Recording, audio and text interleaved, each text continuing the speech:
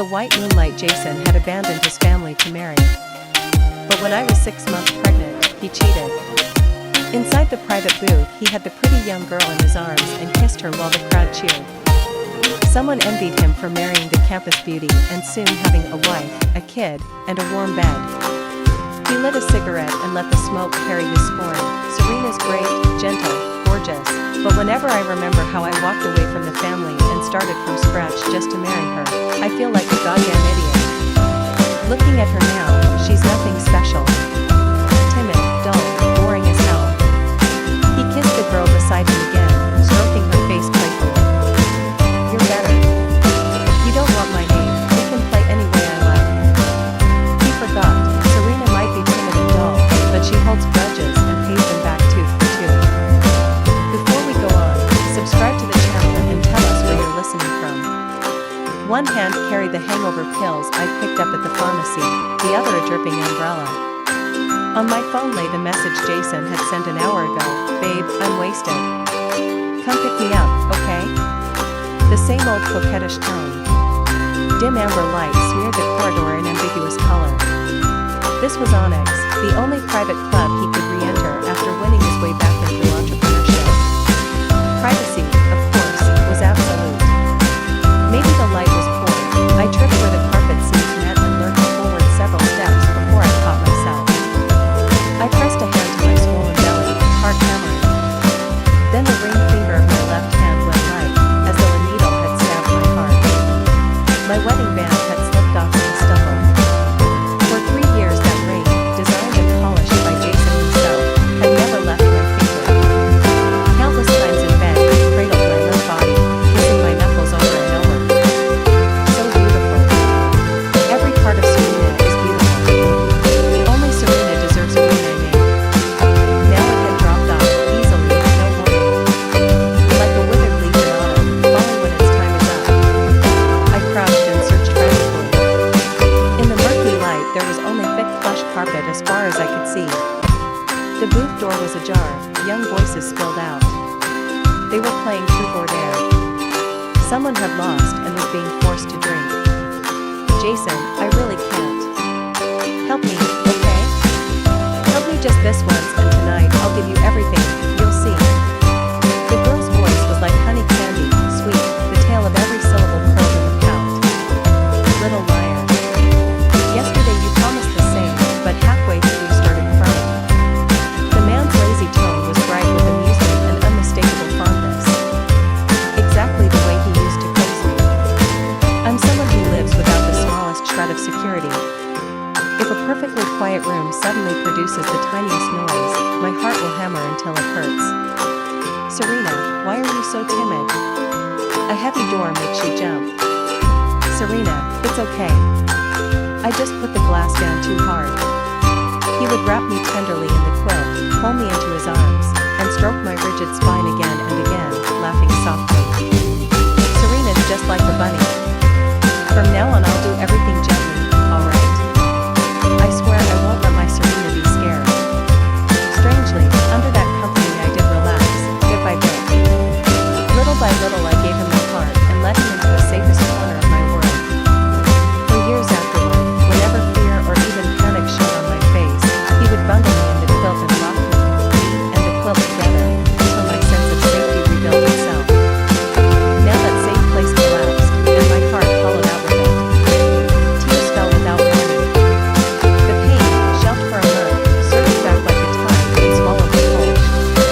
Yes, a month. A month ago I already knew Jason was cheating. That day it was also raining. Kingstown's autumn shifts by the hour. I had booked my prenatal checkup and was waiting in a thick trench coat for Jason to drive me. The man who should have been back by 2 didn't show at 3. With the appointment looming I called. His voice was hoarse but still gentle, patient. Sorry, babe. I'm tied up in a call with the overseas team. Let my assistant take you today, okay? I dislike strangers near me, even his assistant, whom I've met many times. But lately he really had been busy coming home after I fell asleep, leaving before I woke, so I knew he'd returned only from the leftover warmth on the side of the bed. The last time I'd seen him was 2 nights earlier. Exhaustion clung to him as he hugged me, burrowing his disheveled head into my neck like a wolfhound begging for affection.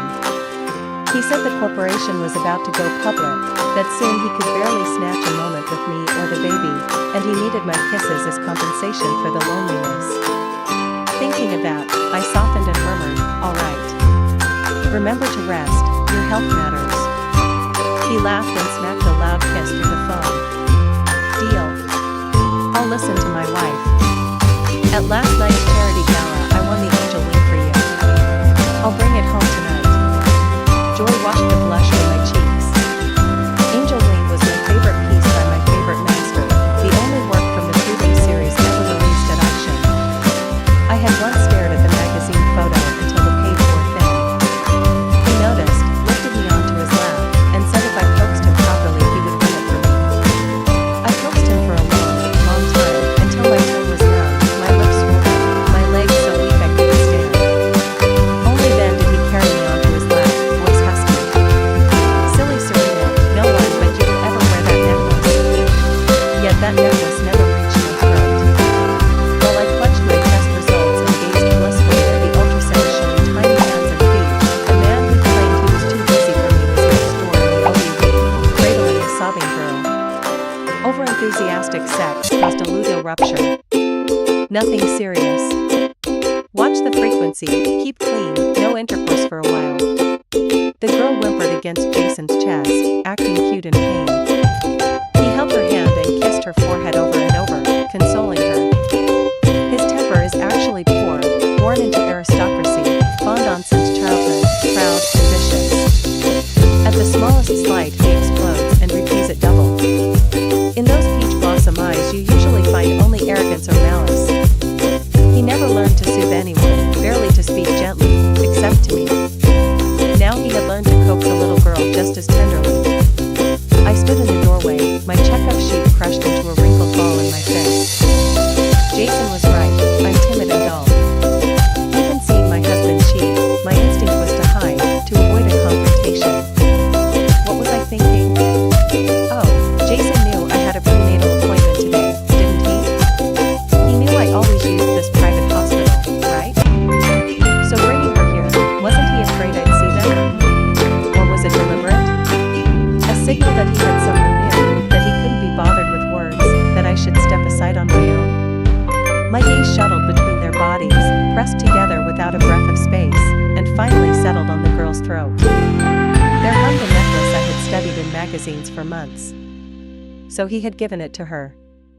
I don't remember how I got home that day. Only that I walked in the rain while my phone rang and stopped in my pocket. Once home I answered. Jason sounded frantic. "Babe, where were you? Lewis said you vanished after coming out. Send me your location, I'll come get you." Numb, I answered flatly, "I'm home." He rambled something I couldn't hear through the ringing in English.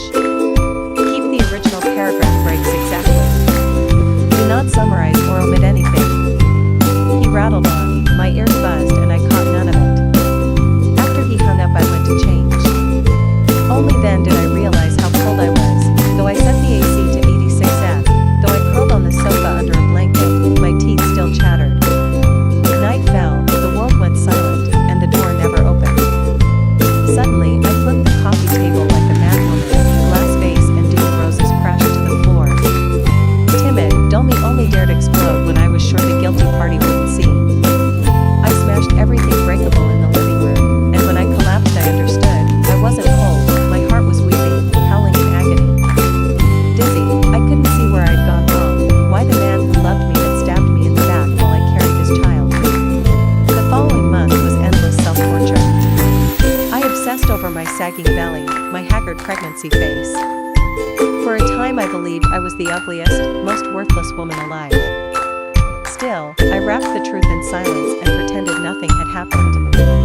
I didn't dare bring it into the open.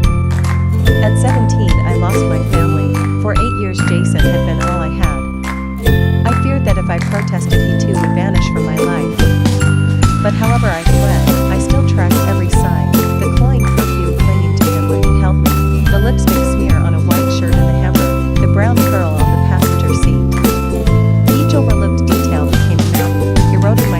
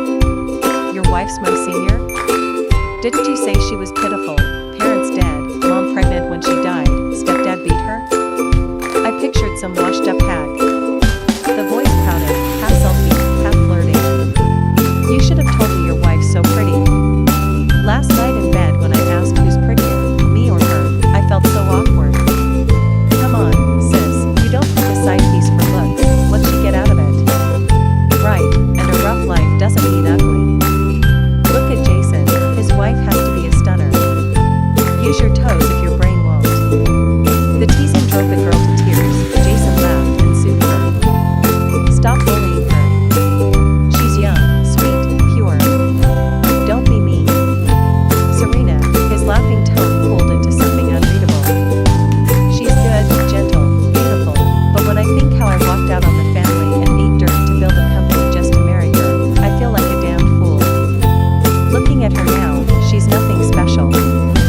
So-called ice beauty? Just timid, antisocial, wooden, boring as hell. Back then, why did I have to have her? The last sentence rose in bewilderment, as if even he couldn't remember. I only felt cold all over.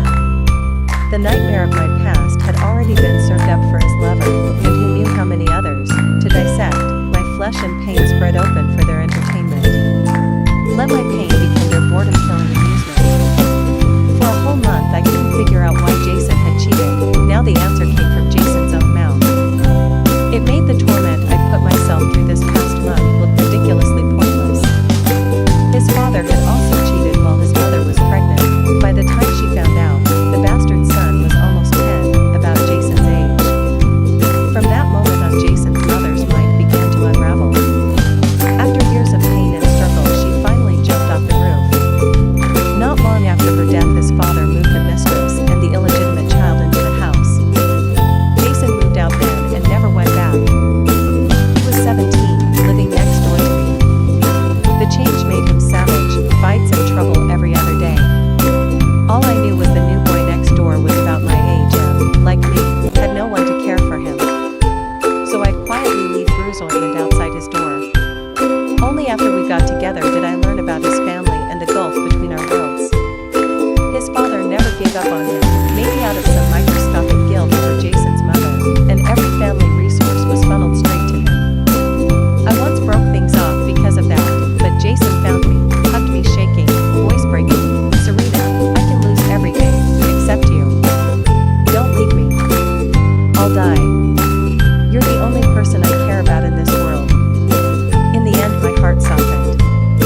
I went home with him and met the man who cheated and hounded his wife to death. He looked down on us from his height. Jason, if you insist on marrying this woman, I'll strip you of every privilege the man's name gives you. I'll never forget the pity he bestowed on me that day, nor the sneer he aimed at Jason.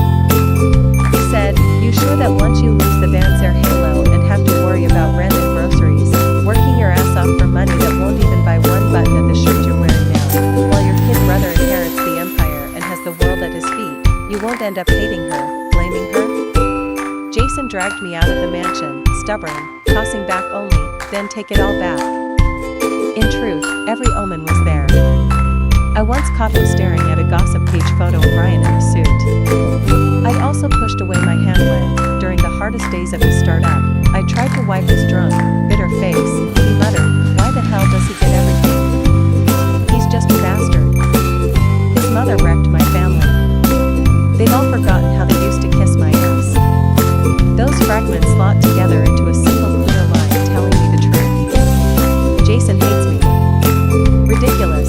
What right does Jason have to hate me? He made his choices. Why dump his dissatisfaction on me? Coward. Bro, sis-in-law's belly is huge.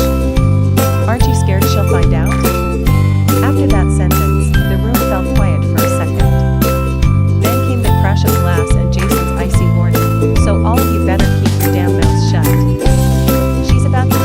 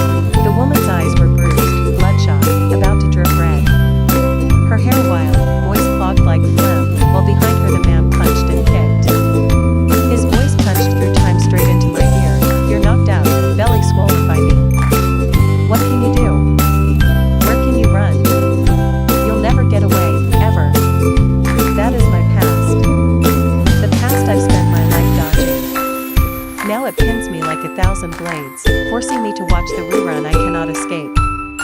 No, I won't be that. A while later the next round began. Under the crowd's cheers Jason pulled the girl's slender waist and kissed her. Only then did my strength crawl back. I laughed out of nowhere. The salvation I thought I'd found was just another abyss. I turned and walked back down the dim corridor I'd come through. Steps heavy at first, then light. Finally I jogged, cradle in my belly, until I stepped back into the light. Jason was right, I'm timid and dull, but I also hold a big grudge. When I aimed my softness at him and he answered with a blade, he should have known, never will I forget. Ping. A text from Jason. Honey, tomorrow is our 3rd anniversary.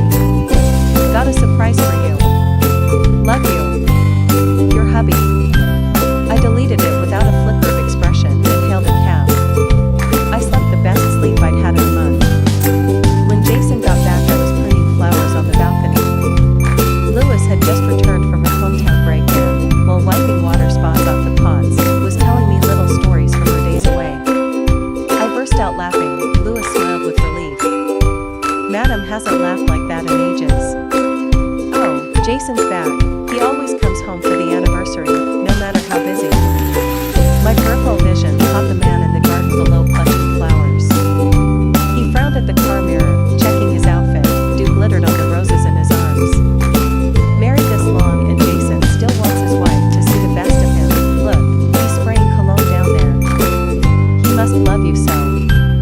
I snorted. Just a man done playing who's afraid his wife will spot the traces doing a final inspection. What are you two giggling about? Jason came up fast. After a wild night, he was now flawlessly groomed, radiant. He wore the black designer suit I bought him, broad shoulders, narrow waist, long legs, muscles bulging under the fabric. Nothing, just saying how in love you two are. I'll leave you alone and start lunch. Lewis left us the room.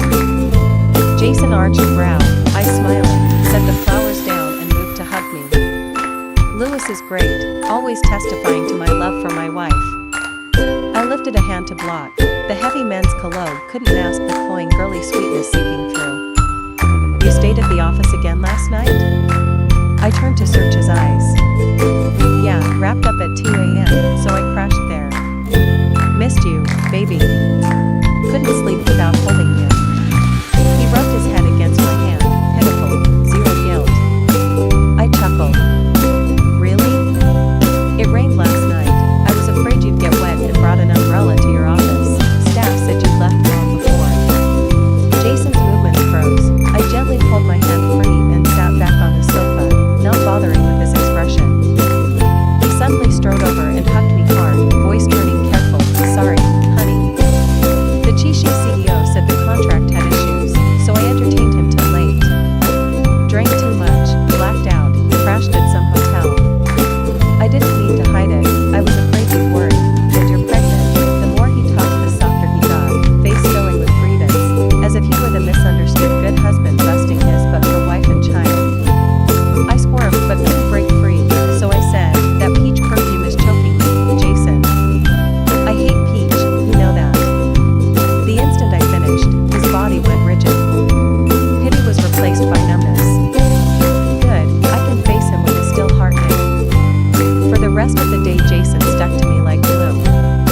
He showered again, changed, and said with a grin, last night one of Chishi's female assistants must have bumped me, transferred her scent. Not the slightest fluster of a man almost caught. I never knew his acting was this polished. I smiled and let it slide. Jason gave the staff the day off. He wanted just the two of us. He shooed them out before they could even start lunch. Watching him bustle in the kitchen, for a moment it felt like our newlywed days. Back then I slept badly, thin and frazzled, between meetings he'd cook for me himself. If only his phone would stop buzzing. He frowned, killing the last call. 2 chicken wings in the pan scorched while his mind wandered. My own phone chimed several times. Photos and a file package. Background, Jason's office. Girl on all fours on the desk, pencil skirt hiked high, man just unzipped. Body's locked, is restrained, for bliss, captured frame by frame.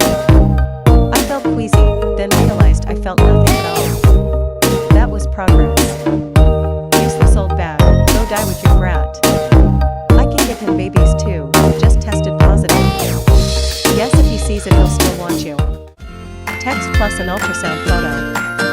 He's sick of you. He told me if it weren't for you he wouldn't have suffered. He stays only because of the baby, out of duty. Let him go.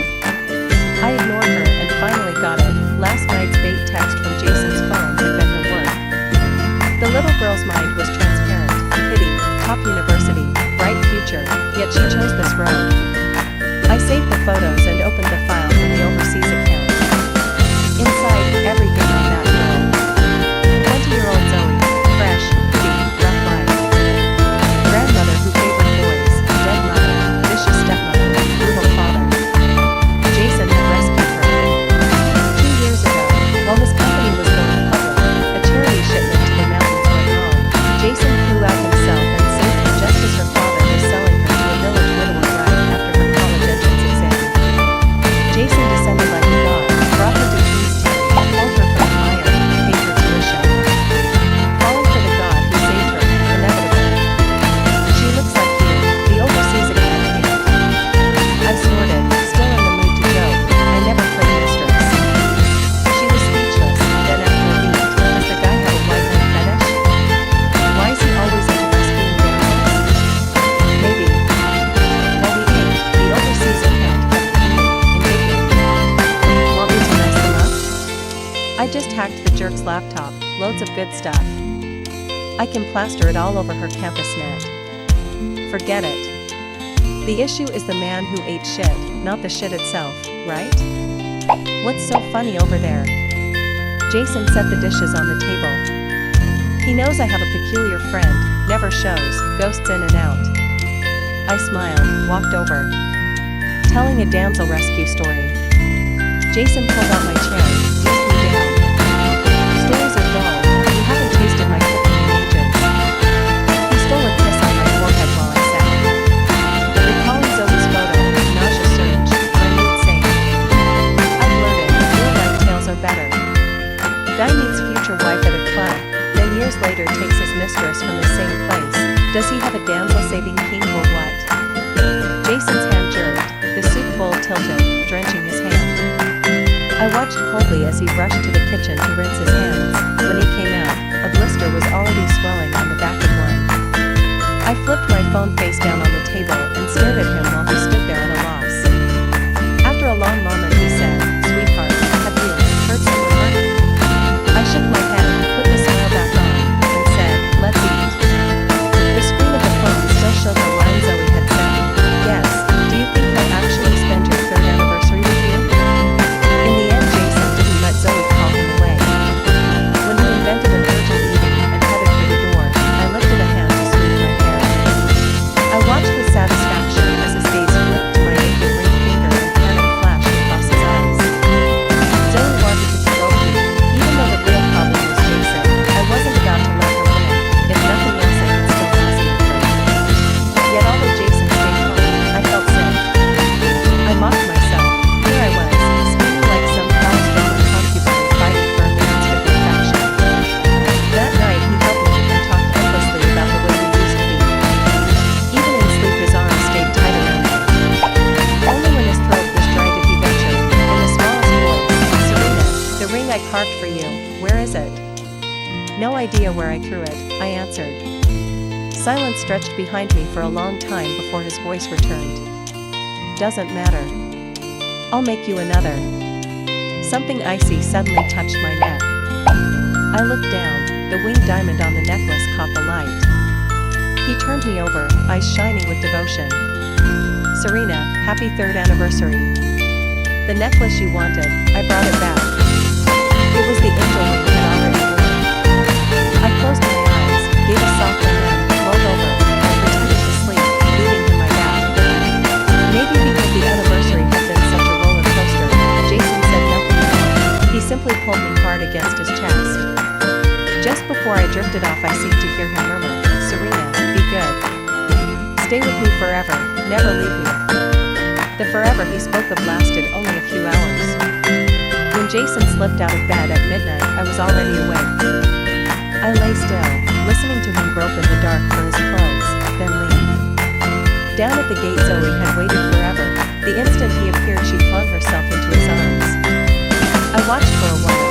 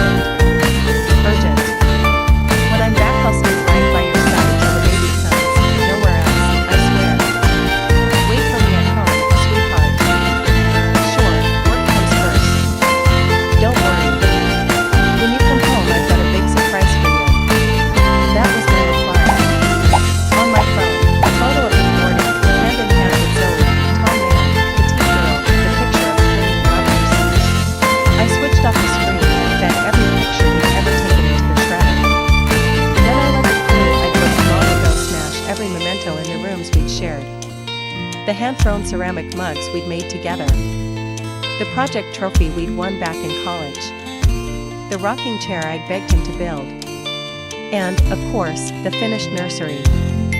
We could have found out the baby's sex, but Jason refused. He wanted the surprise in 10 months. So we'd decorated 2 nurseries, pink for a girl, blue for a boy. Now, before my eyes, they were reduced to rubble, along with every dream I'd had about our child.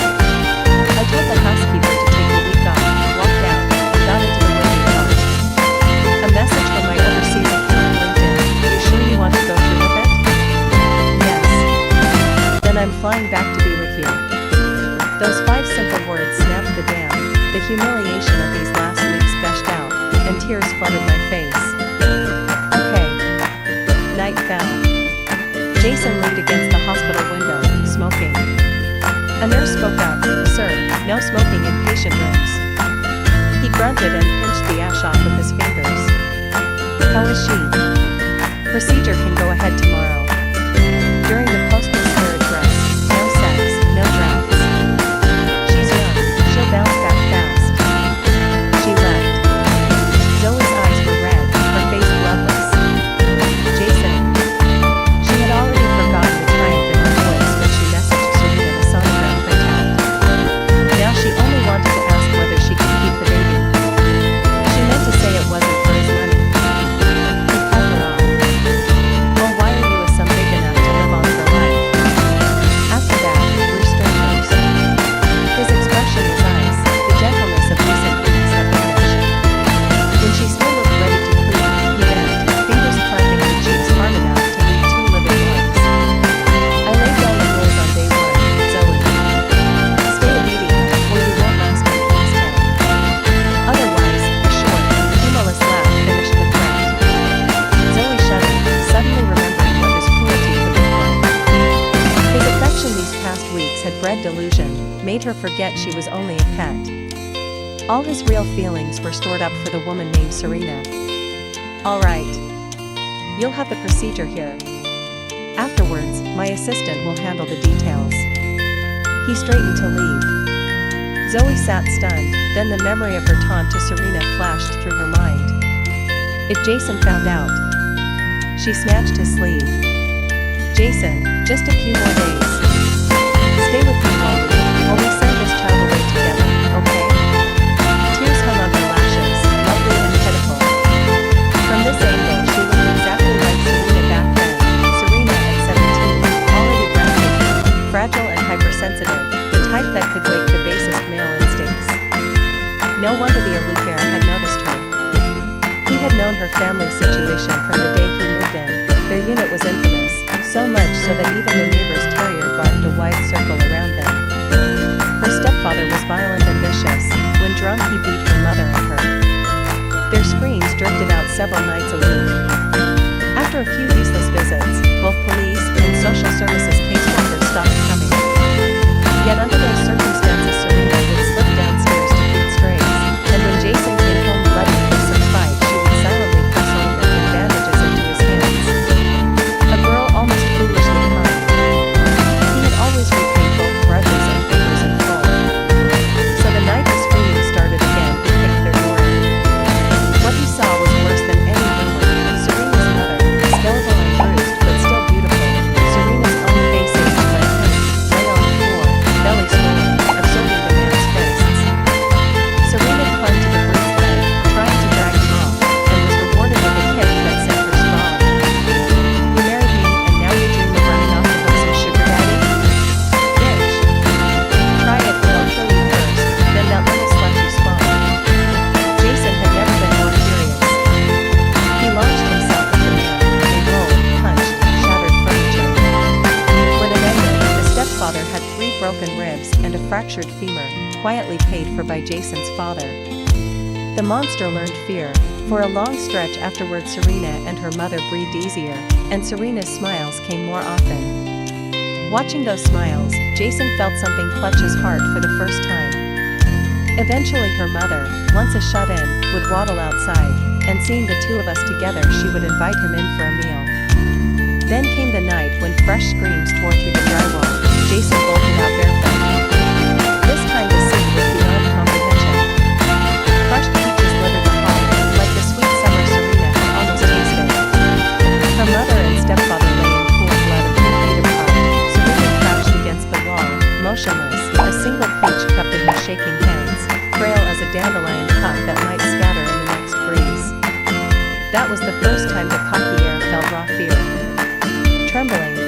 lifted her into his arms and coaxed her with a gentleness he had never used, until at last she broke into hoarse, racking sobs.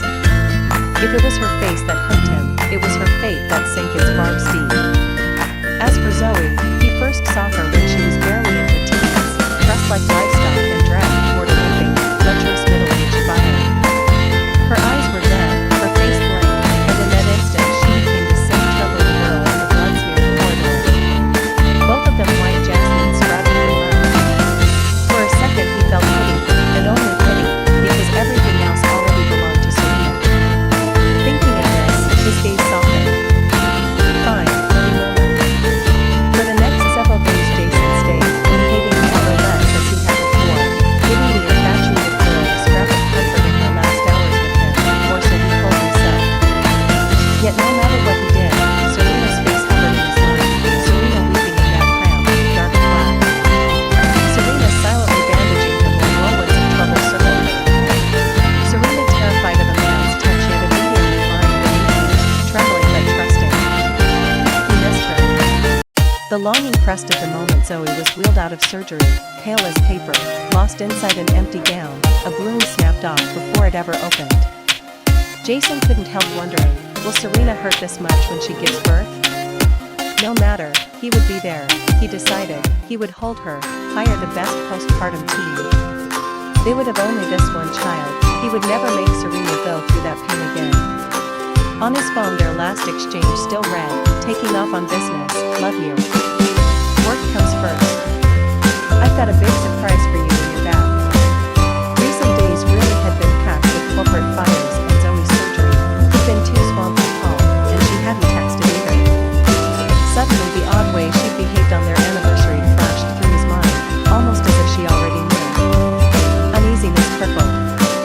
He fired off a message, the reply bubble hung for ages, then finally called, baby and I are fine. Focus on your trip. Only then did he breathe again. What did you just say? He asked Zoe. Zoe sniffed, eyes rimmed red, and pressed her cheek to his palm. Jason, these last few days, stay with me, please? He said nothing, only set the phone down.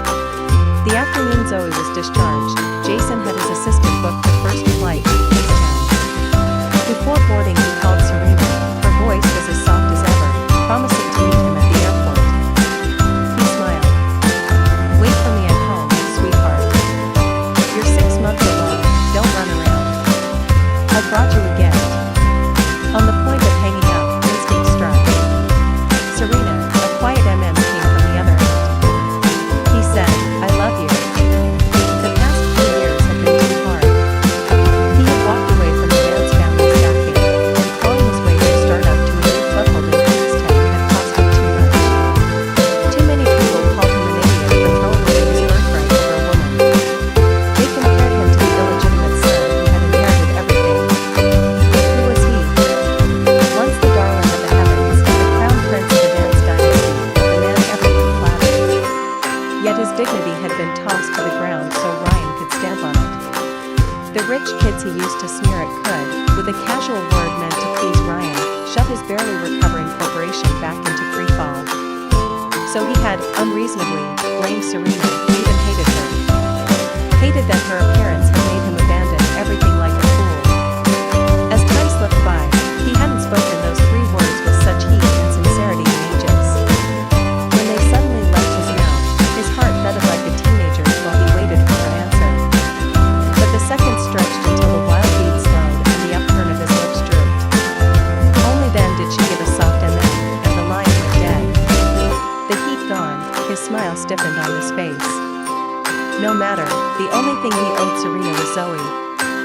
Once he got back he could erase every trace. Serena would never know. They would be as loving as before, and soon their baby would arrive. The picture of harmony glowed in his mind, softening his whole expression. When the plane landed, Kingstown was sighing under a steady drizzle. The air itself smelled of bad omens, as though something vital were about to slip away. Jason forced himself into the car and floored the accelerator. Faster, faster. Drop Zoe at campus, then hurry home to her. What would Serena be doing right now? Curled on the couch with a book. Out on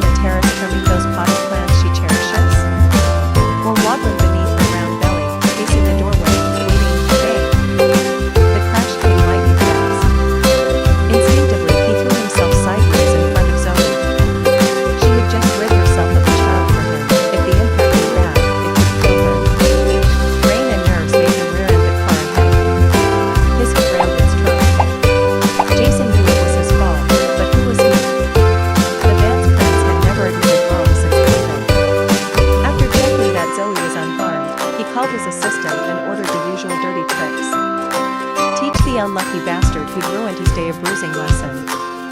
He ended the call, stepped out into the downpour with a cold face. Zoe, terrified, tugged his sleeve and followed. The rain thickened. Jason pulled off his jacket, draped it over Zoe's head, and sheltered her while stalking toward the other vehicle. He hadn't taken 2 steps before he saw the scene that would haunt him for life. A woman pushed the door open and tumbled out. Her swollen belly shuddered with each stab of pain from the cut on her brow. Then she raised her head and met his eyes, hers as still as an ancient well, and the face he had missed for weeks shone through the rain. In that instant, every drop of blood seemed drained from his body. Terror twitched his lips, but no sound escaped. When I woke in the hospital, the gash on my forehead was bandaged. The injury was minor, it only looked dramatic. A nurse came in, reminded me of a few precautions, and was called back at the door. Jason stood just outside. He asked in a hushed voice, afraid to step in. I lowered my gaze, stroked my belly gently, and called, Jason. His questioning stopped. Long moments later the door creaked open. His suit, still the one soaked while shielding Zoe, was rumpled beyond saving. He forced a tender smile. Serena, don't misunderstand. She and I, come meet our child, I said softly, cutting off every excuse. Sunlight was returning. I lifted my face to it and smiled.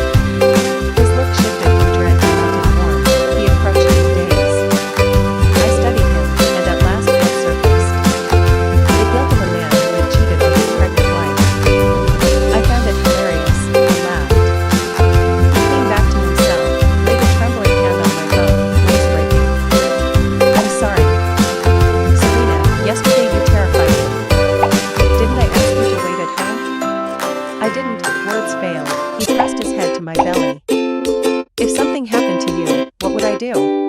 The room turned honey still, even water drops in the bathroom counted heartbeats. I combed his hair, soothing a rabid dog. Long ago, when Jason's temper flared, I had calmed him this way. But I'd seen him bury his head between another woman's breasts. A traitor dog, slimy, nauseating. I felt my own fingers fell just by touching him now. So without warning I shoved him away. Meeting his bewilderment, I enunciated, smiling, Jason, say goodbye to the baby, forever. Tell it not to be reborn the spawn of a bastard like you. Jason went insane. Disheveled, he thrashed beneath the weight of the 2 men I hired, roaring again and again. Several times he almost broke free. Thank God I had planned ahead. When the first contraction hit, I had signaled the guards to pin him. His eyes traveled from shock to agony to hollow despair. Serena, you're joking, right? I was wrong, so wrong. Zoe meant nothing, months, only months. I never loved her. I love you, only you.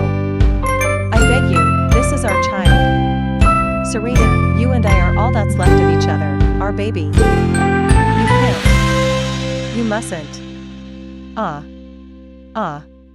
His eyes were so red they seemed ready to bleed, his shrieks turned inhuman. Yes, induced stillbirth.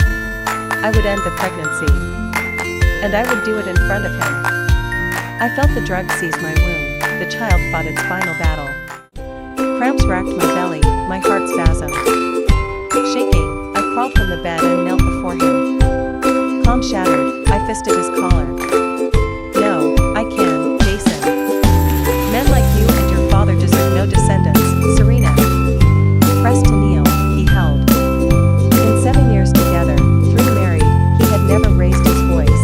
Now the veins in his temples burst, and the hatred he had buried surfaced raw. Knowing he hated me and seeing it were 2 blades, the sight split me with absurdity.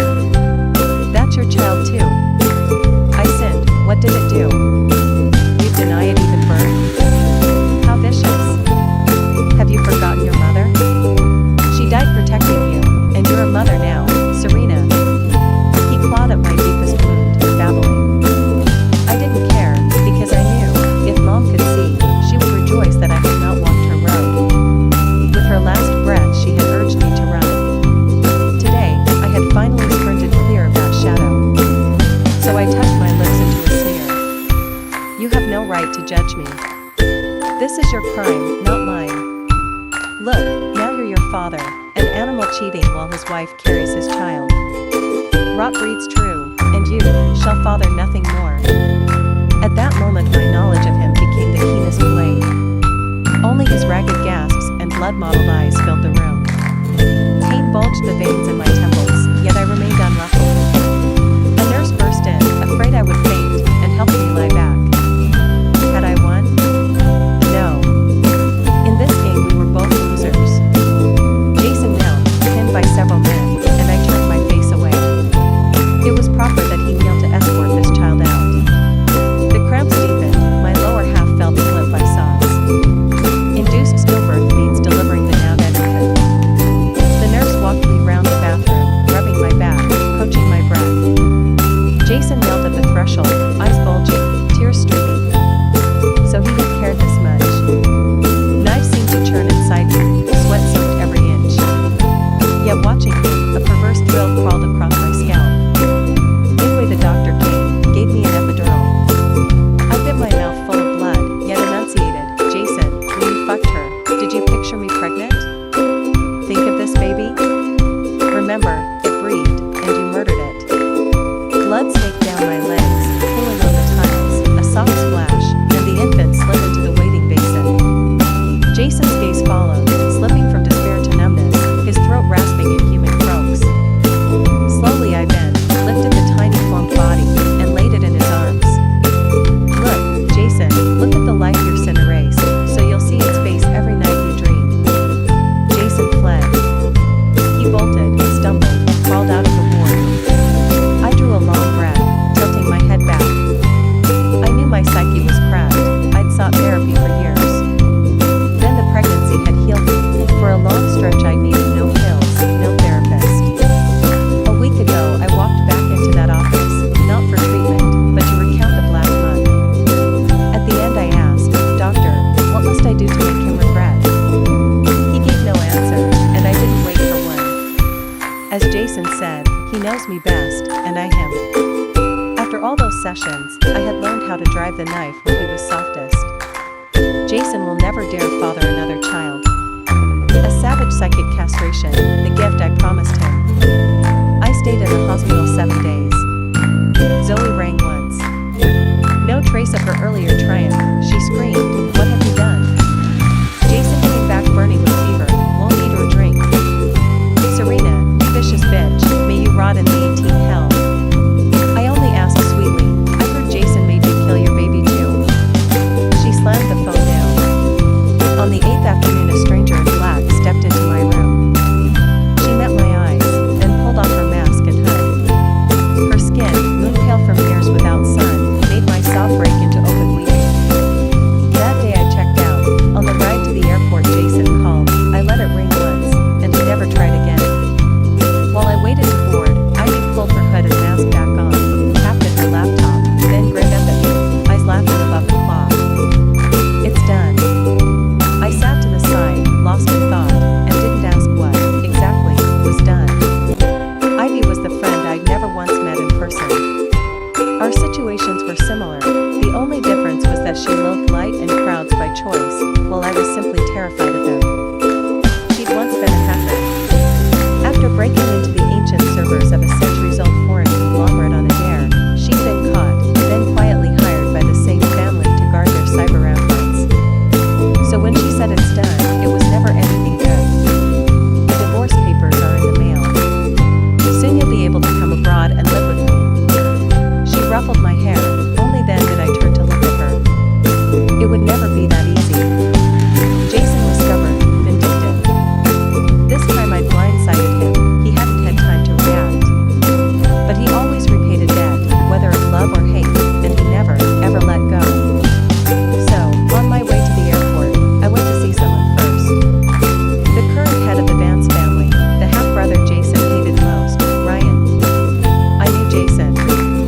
Pride meant everything to me.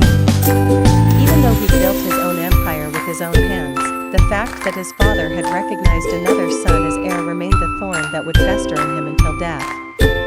He would rather die than be trampled under that man's heel. Back when the company was nothing more than a startup and Jason still loved me, he put 20% of the equity in my name. I just sold those shares to his half-brother. The two of them had spent years circling, each waiting for the chance to crush the other. An opening like this, Ryan wouldn't let it slip by. Only if they tore each other apart could I win a little time to heal and secure the money I would need to survive overseas. After I left the country, I spent a long time recovering. A 6-month induced stillbirth had done deep damage to my body. Only then did I finally understand what Ivy had meant by it's done. She had pulled every bed photo and video of Jason and Zoe from his computer, zipped them, and scheduled them to detonate in the inbox of every business partner and every employee. Privately, she'd also forwarded Zoe's taunting messages to me straight to Jason. The corporation was already wobbling from the shares I'd sold Ryan. The scandal poured acid on the wound. Even now, Jason refused to stop reaching out. No matter how ironclad Ivy made the barricades, a stray message still landed on my phone now and then. Serena, where are you? I won't divorce. I was wrong. Let's go back to how we used to be, okay? Serena, I love you. I'll never let go. I will find you. Serena, I know where you are. After I settle things here, I'm coming to take you home. Serena, I know everything Zoe did. I've sent her away. No one will stand between us again. The photo showed Zoe with her face streaked in tears, hands bound.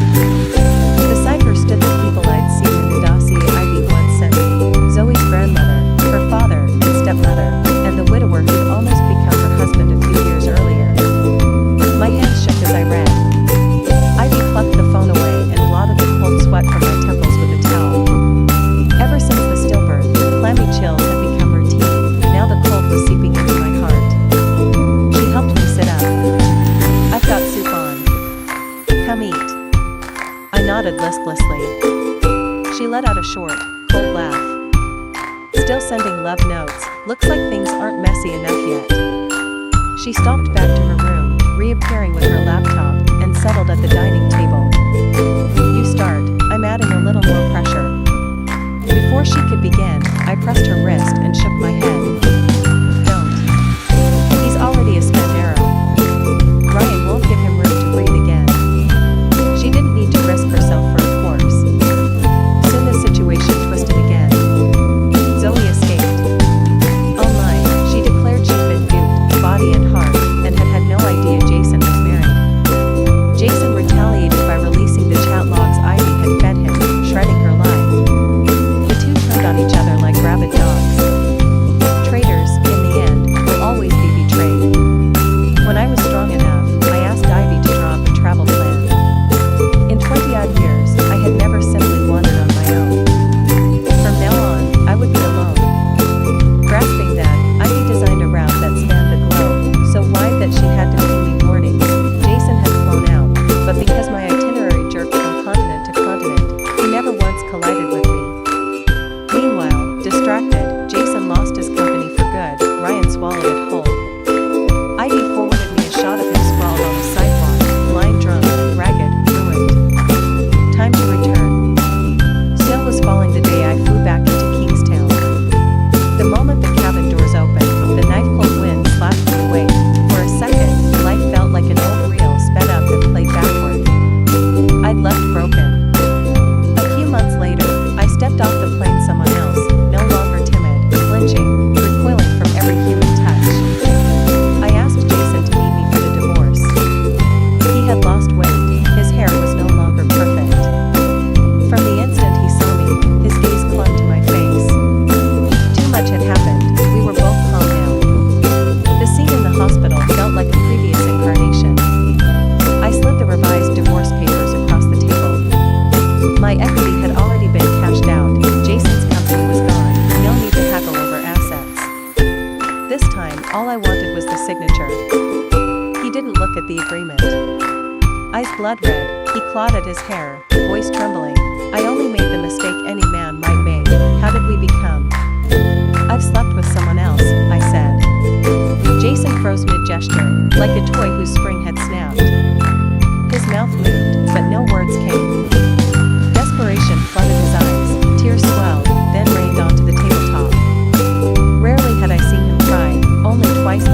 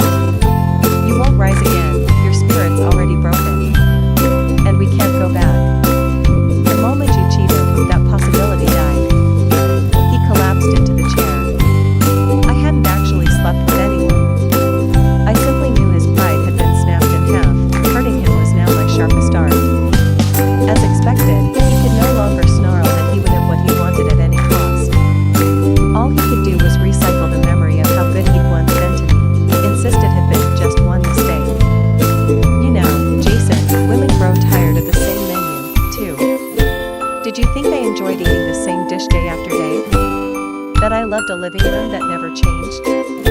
The difference is, I have morals. If the food bores me, I toss in some spice. If the decor feels stale, I rearrange it. I never considered moving into someone else's house. Can you say the same? And was Zoe really just a stand-in for the girl I used to be? In the end, Jason signed. Before I left, I delivered a last line. Oh, Jason, you once told your drinking buddies I was 6 months pregnant, belly huge, so even if I caught you cheating, what could I possibly do? Now you know exactly what I could do. I walked out without looking back. I never told him that the Serena he thought timid and meek was, in truth, as obstinate and vindictive as he was. That night, amid the peaches strewn across the floor, my stepfather hit my mother. In truth, she hadn't managed to hurt him badly. In desperation I shoved him, and his head cracked against the table edge. Pity, he died, yet still I couldn't save her. The real reason that Beast had exploded that evening was that Mom had invited Jason over for dinner. The arrogant boy had mouthed a threat, and the brute, already drunk, already resentful of Jason's earlier intimidation, went berserk. I knew Jason had meant to protect us. He had helped us through that stretch of darkness. But anyone could throw my misfortune in my face, anyone except him. Because I had trusted him. Loved him. In the final reckoning, he helped lay the bricks of my ruin. So the instant he recycled my feelings as gossip for Zoe and his pack of golden boys, our mutual annihilation became destiny. For a long time after the divorce, Jason couldn't recall the days clearly. He drank himself in the fog. He only remembered bolting out of the bar one night and nearly colliding with a pedestrian. Before he could come close, bodyguards flung him aside. Must be another trust fund pencil, he thought with a sneer. That was still been the man's air, his own entourage had been even rarer. Anyone who brushed him like that, drunk or sober, would have been beaten half dead. So he lay there, waiting for the punches, even fished the bottle out for another swallow. But no blows came. He squeezed his eyes, about to smile, hit me or let me pass, when the star of that little constellation stepped forward. Young, with a silhouette alarmingly like his own. Jason recognized him at once. Shame. Humiliation.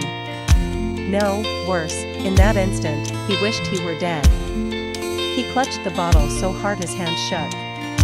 The bastard looked down at him and said only, "That's it?" Then he strode off, his entourage flowing after him toward the bar, where the manager bowed and scraped. Jason took another pull, rolling the words on his tongue. That's it. Exactly, he was nothing to Ryan now. Ryan, gleaming and bored, while he lay in the bed. Thinking it, his eyes burned again. He pulled out his phone and, without thinking, dialed the number etched in his bones. She would be there, she had always been there. The call connected fast, but a man's voice answered. For a moment Jason's heart simply ceased. There was a man with Serena. Which meant, soon, she would love someone new. The stranger said hello a few times, then hung up at the silence. Jason never found the courage to call again. Serena had been right, his spirit had bled out on that hospital floor.